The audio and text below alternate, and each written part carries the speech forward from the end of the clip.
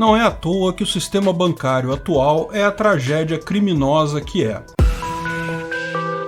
Esse é o Visão Libertária, sua fonte de informações descentralizadas e distribuídas. John Laws foi um nobre escocês que nasceu de uma família muito rica, dona de muitas terras e riquezas, um banco e uma joalheria em Edimburgo, na Escócia. Ele nasceu em 1671 e cresceu e estudou na própria cidade de Edimburgo. Aos 14 anos, ele passou a trabalhar nos negócios da família, o que significa que se tornou um banqueiro e ourives. Continuou estudando até que, em 1688, quando ele tinha apenas 17 anos, seu pai faleceu e seu irmão mais velho, junto com a mãe, assumiram a gestão dos negócios da família. John então se desinteressou pelo estudo e pelo trabalho e passou a viver na gandaia, onde se tornou um apostador compulsivo. Acabou se mudando para Londres, onde vivia jogando e na companhia de mulheres. Viciado em jogos, acabou perdendo toda a fortuna que havia herdado do pai e ainda fez uma dívida enorme. Precisou pedir socorro à mãe ou ele seria preso por dívida. A mãe ajudou o filho, quitou a dívida, e verdade seja dita, John aprendeu a lição e parou de jogar compulsivamente. Ao contrário, passou a estudar matemática e probabilidade e tratar o jogo como um experimento probabilístico. Ao retornar para Londres, ele passou a subornar os donos das casas de jogatina para sempre ser a banca. O jogo, na nobreza britânica da época, era tipicamente feito na casa de algum nobre que organizava a jogatina para os demais nobres. Na posição de banca e com conhecimento de probabilidade, ele passou a ganhar dinheiro de forma muito mais consistente. Porque, como ele havia calculado, a probabilidade sempre tendia para a banca nos jogos de carta então. Além disso, ele fazia várias apostas avulsas com outros jogadores que sempre resultavam em bom lucro para ele. Por exemplo, apostas do tipo aposto 10 contra 1 que você não consegue tirar dois números 6 em seguida nos dados. O que é uma barbada se você entende de probabilidade, afinal a chance de tirar dois números 6 é de 1 contra 36. Mesmo que perdesse vez ou outra, acabava tendo lucro. Era um picareta ganhando dinheiro fácil de outros nobres com menor conhecimento em matemática. Mas as tragédias na vida de John Laws não haviam acabado. Alguns anos mais tarde, em 1694, ele lutou um duelo com um outro jovem britânico pelo amor de uma senhorita que ambos cobiçavam. Ele acabou matando o oponente com um único golpe certeiro. Tipicamente, mortes em duelos eram desconsideradas, afinal se tratava de uma tradição que era uma instituição voluntária. Mas a família do rival, muito mais rica que a de Law, usou todo o seu poder para puni-lo. E, por isso, o caso foi considerado homicídio e ele foi condenado à morte. A sua mãe e seu irmão mais velho novamente precisaram intervir, contratar advogados, falar com o rei e, ao final, ele foi condenado apenas à prisão, de onde fugiu logo em seguida e foi viver em Amsterdã. Não poderia mais voltar à Inglaterra. Em Amsterdã, ele passou a viver novamente do jogo e começou a desenvolver suas teorias econômicas que, na expectativa dele, poderiam salvar a situação econômica da Inglaterra e de vários outros países, e ele esperava, com isso, obter o perdão real e poder voltar para Londres. E qual era o problema econômico que preocupava o governo da Inglaterra na época? Bem, a moeda. Naquela época, a maior parte do dinheiro era dinheiro de verdade, ou seja, eram moedas de ouro e prata que tinham valor por si só. Não era dinheiro fiat como temos hoje. Embora isso seja uma coisa positiva, trazia alguns problemas sérios, principalmente dois problemas: falta de moedas e fraudes. O fato é que as reservas de ouro e prata eram limitadas e o governo queria sempre imprimir muito mais moedas para satisfazer as suas necessidades de caixa do que tinha disponível. O resultado era sempre esse: faltava ouro, faltava prata. Lógico, sabemos que isso, na verdade, é uma coisa positiva. Se o governo for deixado à sua própria vontade, vai imprimir moeda loucamente, causando inflação. Exatamente pelo ouro e prata serem difíceis de obter, é que eles têm valor. Mas, lógico, o rei da Inglaterra, na época, considerava a falta de moedas um problema. Ele queria dinheiro para suas iniciativas de guerra na Europa e para manter a paz nas colônias americanas. Mas esse não era o único problema. As moedas em circulação sofriam de ataques de diversos tipos. Como a moeda tem um valor impresso na sua face, mas o material dela também tem valor, havia o costume do coin clipping, ou a raspagem da moeda. em que a pessoa pegava uma moeda, cortava a beirada dela, derretia para obter prata ou ouro e continuava com a moeda original. E esse era apenas um dos tipos de ataque. Outro muito comum era juntar muitas moedas e esfregar umas contra as outras para extrair o pó da prata. Outros cavavam buracos na moeda, retirando uma parte do material e depois enchiam com um metal mais barato e passavam a moeda adiante. Enfim, moedas de metais preciosos têm problemas bastante sérios.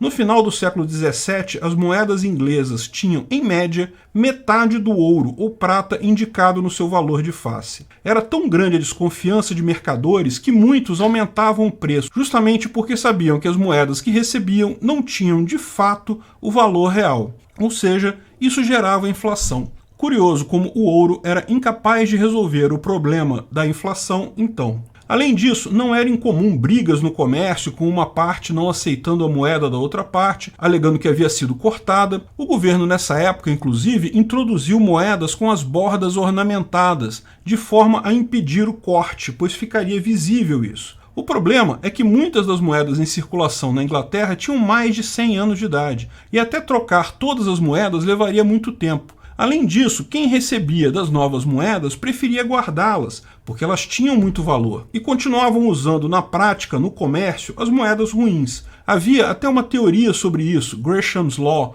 que dizia que a moeda ruim expulsa a moeda boa. Mas havia uma outra solução mais simples por esse problema. Na época de Law, os bancos já funcionavam com reserva fracionária. Já era comum a prática de alguém depositar moedas de ouro ou prata no banco e receber um recibo do banco do valor armazenado. Esses recibos acabavam funcionando como moeda também. Essa foi a origem das notas de dinheiro. Mas neste momento ainda eram mantidas as garantias nos bancos privados. Os bancos, da mesma forma, emprestavam o ouro e a prata armazenado, mantendo apenas uma fração necessária para satisfazer a necessidade de quem quisesse sacar o dinheiro. Já nessa época, se todo mundo quisesse sacar o dinheiro guardado nos bancos ao mesmo tempo, já haveria quebradeira. Os bancos não conseguiriam atender a todos. Mas as leis da probabilidade já eram bem claras e bem conhecidas dos banqueiros. Bastava manter 17% dos depósitos, que era suficiente para atender às demandas de interessados em sacar dinheiro, mesmo na pior das hipóteses. Isso porque as notas, ou seja, o papel, já era aceito diretamente pelo comércio. Uma vez emitido, muitas vezes ele ficava circulando como dinheiro e nunca era resgatado. Law já tinha escrito alguns tratados dizendo que dinheiro de boa qualidade é fundamental para a economia e para o governo,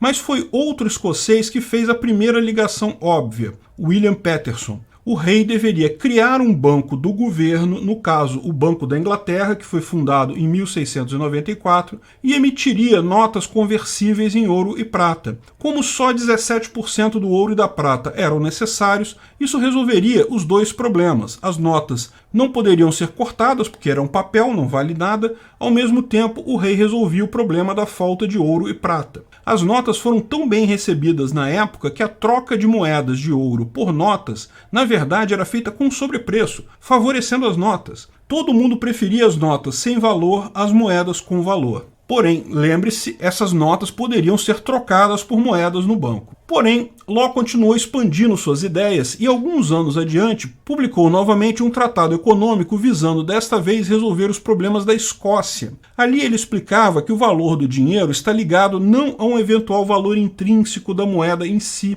mas à sua raridade. Diamantes são muito menos úteis que água, no entanto, diamantes valem muito mais que água. Na visão dele, o dinheiro era algo puramente funcional, não precisava sequer ter lastro em nada. O governo poderia emitir quanto dinheiro quisesse, só precisaria garantir que era algo raro o suficiente para ter valor. Para garantir o lastro da suposta moeda, bastaria o governo dizer que o dinheiro era lastreado em bens do governo, como terras, prédios e outros bens. Lógico, ninguém poderia, nem se quisesse, trocar as moedas pelos bens que supostamente as suportam. Mas essa era exatamente a ideia. Notas que nunca seriam trocadas por nada. A visão de Law não foi bem aceita por nenhum governo na época. Apenas em 1716, com a França absolutamente endividada e sem dinheiro, que ele conseguiu sugerir sugerir essa ideia para o sobrinho do imperador, que devido a um golpe de sorte, devido a várias mortes na família real naquela época, acabaria se tornando o imperador regente, pois Luís XV se tornou imperador na idade de 5 anos de idade.